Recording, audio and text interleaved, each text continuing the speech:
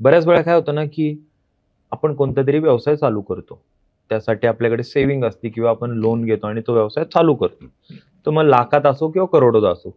पण काही काळानंतर तो व्यवसाय सक्सेसफुल पण होतो. पण काही महिन्यातच तो व्यवसाय बंदही पडतो. ह्याच्या मागे वास्तुशास्त्राचं काही कारण असतं? 100%. ओके. एक दिशा आहे, हं. नैऋत्य, हं. दक्षिण आणि दक्षिण नैऋत्य. ओके. इकडे जर तुमचे एंट्रन्स आले, हं. इकडे तुमच्या जर समजा आपण एक हॉटेलबद्दल बोलू, हं. तर असेही हॉटेल आहेत हं. ज्यांना बाय डिफॉल्ट डायरेक्शन चांगलं भेटलंय.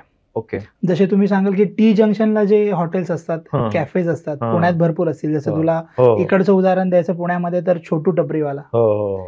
तो टी जंक्शनला आहे. एक रोड आत जातो आणि 2 हं. कॉर्नरला आहे. हं. तर टी जंक्शनला जे हॉटेल असतात त्यांना बाय डिफॉल्ट बिझनेस चांगलाच होतो.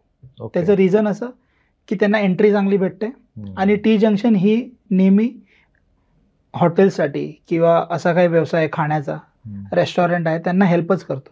ओके. कॅफे असेल, हं. अजून एक सांगायचं गेलं तर आपलं पुण्यामधलं गोल्ड लक कॅफे पण आहे. हां. तेही टीला आहे, हो, कॉर्नरला आहे, हो, जर तो हो, ऑब्झर्व केला हो, असेल. हो. आणि बंद करण्यामागे कारण काय? कधी-कधी असं होतं की आपलं किचनचं डायरेक्शन आहे किंवा आपलं जे काउंटर असतं ते चुकतं. हं. तू भरपूर हॉटेलला फिरला असेल. आज मराठी माणूस पण उद्योजक हो. आहे, मराठी हो, माणूस हो. पण उद्योजक आहे. हो. त्यांच्या इथे पण तू बघशील की आता प्रॉपर सिटिंग आहे. हं. एक बरोबर हं. देव ठेवायची किंवा हो. पूजा करायची एक्झॅक्ट जागा आहे. हो, हो. जर तू ऑब्झर्व केलं असेल तर. परत जर तू फॅक्टरीमध्ये गेलास तर सीईओची केबिन कुठे असावी? हं. सीईओ कुठे असावं? बरोबर. बॉस कुठे असावा? बरोबर. त्याची एक दिशा आहे दक्षिण. हं. तुझं मॅन्युफॅक्चरिंग युनिट कुठे असावं? हं. तर सगळ्यात हेवी जागा कुठे पाहिजे? हेवी मशीन्स कुठे पाहिजे? तर नैऋत्य आणि पश्चिमेच्या दिशेला. बरोबर. तुझं हलकं वजन कुठे पाहिजे? तुझं कॅन्टीन कुठे पाहिजे? हं. ऑफिसेसचं. तर ह्या सगळं तुझा स्टाफ कुठे बसला पाहिजे? हं. तुझं अकाउंटची टीम कुठे बसली पाहिजे? तर ती वायव्यला ती सपोर्ट करते. बरोबर. तर ह्या सगळ्या गोष्टी लक्षात घेता हं. वास्तू 100% इफेक्ट करते. हं. आता काही हॉटेल्स आहेत तू असे बघशील की त्यांची दिशा ईस्ट असू दे ओपनिंग किंवा वेस्ट आहे. हं. पण त्यांचा जो डोअर आहे ओपन करायचा तो हं. परफेक्ट त्याच पदांमध्ये येतो जो हेल्पफुलच असतो. ओके. कोणाकोणाचे काउंटर्स लक्की असतात. हं. जसं तुम्ही आज दक्षिण भारतीयांचे हॉटेल जेवढे बघाल त्यांचा देवारा चांदीचाच असतो. बघितलंय हो, तुम्ही? हो. देवाराला भरपूर इम्पॉर्टन्स दिलेलं आहे हो, त्यांनी. हो. त्यांच्या प्रत्येक गोष्टीमध्ये इम्पॉर्टन्स आहे. हं. प्लस जेव्हा हॉटेल चालू होतं किंवा संध्याकाळचं तू कधी लवकर गेला असशील, हं. धूप लावताना बघशील तू. हो. धूप फिरवतात पूर्ण हो, हो, हॉटेलमध्ये. हो, हो, हो. तर त्याचे पण एक इम्पॉर्टन्स आहे की धूप का फिरवतात? हं. धूप काय काम करतं? बरोबर. धूप लक्ष्मी येण्यासाठी काम करतं. ओके.